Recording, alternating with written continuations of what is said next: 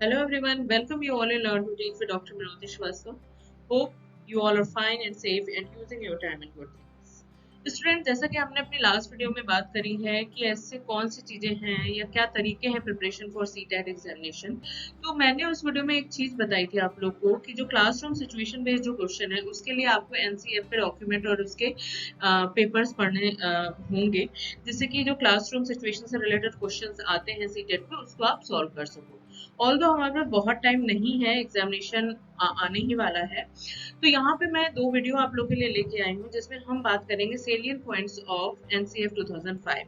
NCF 2005 के ऐसे कौन से इंपॉर्टेंट पार्ट हैं, क्यों इसने ओवरऑल इंडियन एजुकेशन सिस्टम में इतना रिफॉर्म किया, क्यों इसने परिवर्तन किया, क्या क्या चेंजेस ये एक्सपेक्ट कर रहा है अपने सेलियंट फीचर्स में।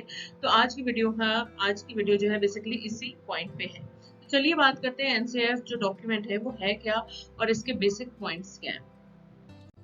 स्टूडेंट, जैसा कि हमने बात करी कि बेसिक पॉइंट पे हम इस वीडियो में बात करेंगे, तो बेसिक पॉइंट को हम एग्जीक्यूटिव समरी भी कह सकते हैं। ये समरी है ओवरऑल एनसीएफ डॉक्यूमेंट की, जो कि प्रमोट करता है और कहता है कि mother tongue is a critical channel of teaching and learning. NCF 2005 के बाद ये बोला गया है कि जो बच्चा पढ़ रहा है उसमें उसकी जो मदर टंग है उसके द्वारा शिक्षा देना ही एक क्रिटिकल चैनल है, क्योंकि ये बहुत सिंपल सी बात है। अगर हम किसी बच्चे को किसी अदर लैंग्वेज में कॉन्सेप्ट क्लियर करने की कोशिश करेंगे तो वो बच्चा नहीं कर सकता, क्योंकि उसने उस लैंग्वेज को बाय बर्थ सीखा नहीं है। तो जो उस बच्चे की मदर टंग है उसमें आप कॉन्सेप्ट को क्लियर करो और डेफिनेटली वो कर सकता है। Media and educational technology are becoming significant.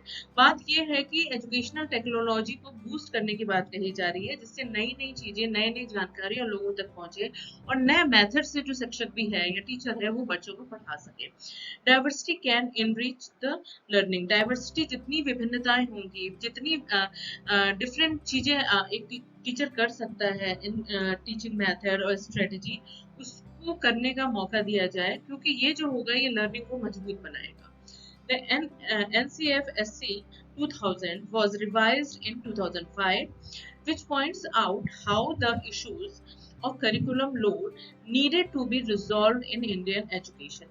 बात ये थी कि NCF-SC आया था स्कूल एजुकेशन पे, national curriculum framework school education पे 2000 में, जिसको रिवाइज किया गया 5 इयर्स बाद 2005 में, और ये करिकुलम लोड को कम करने की बात कर रहा है, यानी कि बच्चों पे जो पाठ्यक्रम है उसका बर्डन नहीं होना चाहिए, जबकि बच्चे उसको खुशी खुशी एक्साइटमेंट में एक तरीके से क्रिएटिविटी के थ्रू उस चीज को सीखें। इस हिसाब से पूरा ओवरऑल जो एजुकेशन सिस्टम है उसे इन्होंने चेंज करने की बात कही।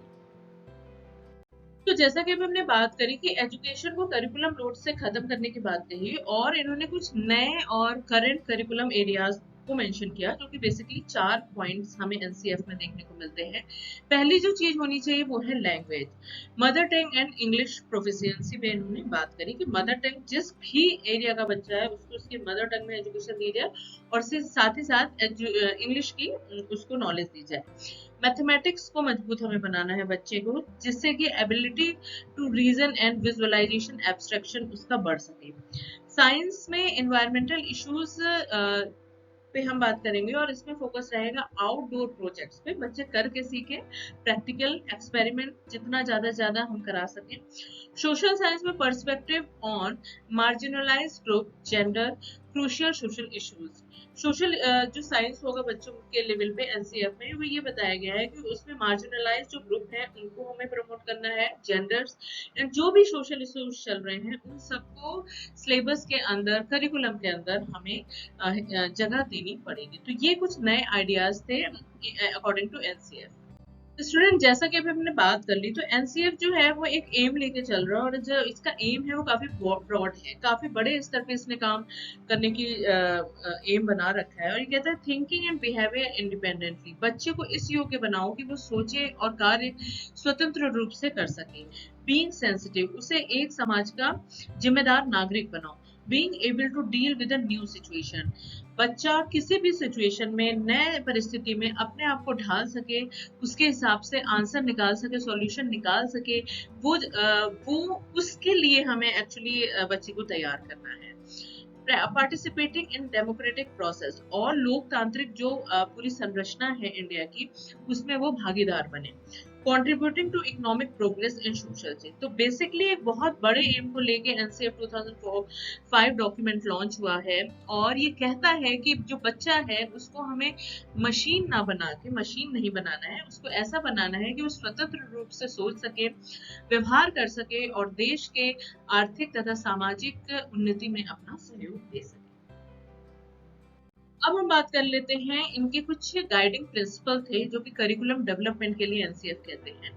Connecting knowledge to life outside the school, हमें ज्ञान को ऐसे कनेक्ट करना है या बनाना है कि बच्चा अपने जीवन या स्कूल के बाहर के जीवन को सही से जी सके, या आप कह सकते हो बाहर के जीवन के लिए बच्चे को हमें तैयार करना है।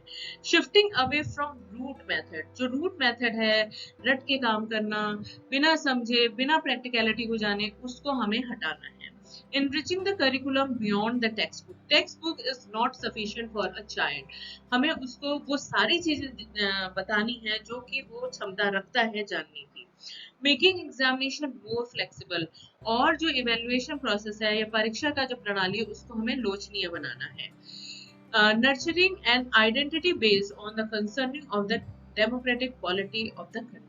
एंड अगेन लोकतांत्रिक जो स्वरूप है भारत का उसको बनाए रख के भारत के विकास या देश के विकास में कितना वो सहयोग दे पा रहा है, उसकी एक गाइडलाइन या गाइडिंग प्रिंसिपल आप कह सकते हो, उसी के आधार पर करिकुलम डेवलपमेंट करने की बात एनसीएफ में कही गई है। तो दिस इज व्हाट जो कि मैं आपको बताना चाह रही थी, क्योंकि जैसे कि हमने बात करी कि एनसीएफ डॉक्यूमेंट आपके क्लासरूम बेस्ड जितने भी क्वेश्चन आएंगे सीटेट एग्जामिनेशन में उसमें हेल्प करेंगे। तो ये कुछ एग्जीक्यूटिव समरी के पार्ट्स हैं जिसको अब आपको क्या करना है, आपको अपना दिमाग लगाना है इन पॉइंट्स के आधार पे, और फिर जो क्वेश्चन आपको आएंगे इन पॉइंट्स के आधार को ध्यान में रखते हुए आपको आंसर करना। तो आई होप कुछ समझ में आया होगा, कुछ चीजें आपने ली होंगी इस वीडियो से। इसी के साथ एक और इसी का पार्ट एनसीएफ 2005 का पार्ट आपको नेक्स्ट वीडियो में मिलेगा। तब तक आप अच्छे से प्रिपरेशन करिए, अपना ख्याल रखिए, फैमिली वालों का ख्याल रखिए। मैं आती हूँ आपके पास न्यू वीडियो के साथ। Till then you take care yourself.